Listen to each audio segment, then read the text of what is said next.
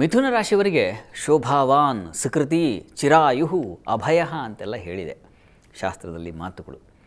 ಹೀಗಾಗಿ ಜನ್ಮಕ್ಕೆ ಗೋಚಾರದಲ್ಲಿ ಜನ್ಮಕ್ಕೆ ಗುರು ಬಂದಾಗ ಸ್ವಲ್ಪ ಆರೋಗ್ಯ ವ್ಯತ್ಯಾಸ ಆಗುತ್ತೆ ಅನ್ನೋದು ಕೂಡ ಇದೆ.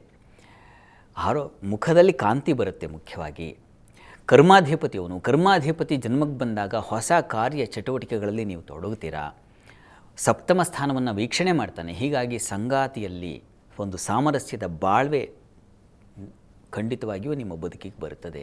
ಎಷ್ಟು ದಿವಸ ಏನು ಕಲಹ, ಏನು ಒಬ್ಬರು ಮುಖ ಒಬ್ಬರು ನೋಡ್ಕೊಳ್ತಾ ಇರಲಿಲ್ಲ, ಅವರು ಆಫೀಸ್ಗೆ ಹೋದರೆ ಇವರು ಆಫೀಸ್ಗೆ ಹೋದಾಗ ಅವರು ಇನ್ನೇನೋ ಈ ಥರ ಇದ್ದರೆ ಪರಿಸ್ಥಿತಿ, ಈಗ ಹಾಗಲ್ಲ. ಪರಸ್ಪರ ಸಾಮರಸ್ಯದ ಜೀವನ ನಡೀಲಿಕ್ಕೆ ಅವಕಾಶ ಉಂಟಾಗ್ತಕ್ಕಂಥ ಸಾಧ್ಯತೆಯನ್ನು ಸೂಚಿಸ್ತಾ ಇದ್ದಾನೆ ಗುರು. ಅಂಥದ್ದೊಂದು ಫಲ ಖಂಡಿತ ಕೊಡ್ತಾನೆ. ಮತ್ತು ನಿಮ್ಮ ರಾಶಿಯಿಂದ ಕರ್ಮಾಧಿಪತಿ ಆಗಿರೋದ್ರಿಂದ ವೃತ್ತಿಯಲ್ಲಿ ಬಹಳ ಗೌರವ ಸ್ಥಾನವನ್ನು ಪಡಿತೀರಾ. ಪ್ರತಿಷ್ಠೆ, ಯಾವುದೋ ಒಂದು ಪ್ರಶಂಸೆಗೆ ಪಾತ್ರರಾಗ್ತಕ್ಕಂಥದ್ದು, ಇನ್ನೊಬ್ಬರು ನಿಮ್ಮ ಕಾರ್ಯಗಳನ್ನು ನೋಡಿ ಮೆಚ್ಚಿಕೊಳ್ತಕ್ಕಂಥದ್ದು, ಈ ರೀತಿಯ ಒಂದು ಶುಭ ಫಲವನ್ನು ಖಂಡಿತ ಕಾಣಲಿಕ್ಕೆ ಅವಕಾಶ ಇದೆ, ಸಂಶಯ ಇಲ್ಲ ಅದರಲ್ಲಿ. ನಿಮ್ಮ ಕಾಂತಿ, ಮುಖದಲ್ಲಿ ಒಂದು ಕಾಂತಿ ಬರತಕ್ಕಂತಹ ಸಾಧ್ಯತೆ ಕೂಡ ಚೆನ್ನಾಗಿದೆ.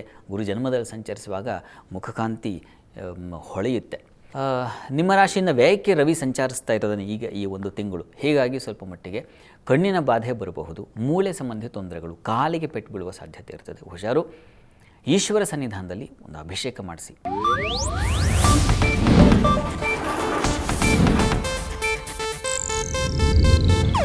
ಇದು ಏಷ್ಯಾನೆಟ್ ನ್ಯೂಸ್ ನೆಟ್ವರ್ಕ್ ಪ್ರಸ್ತುತಿ.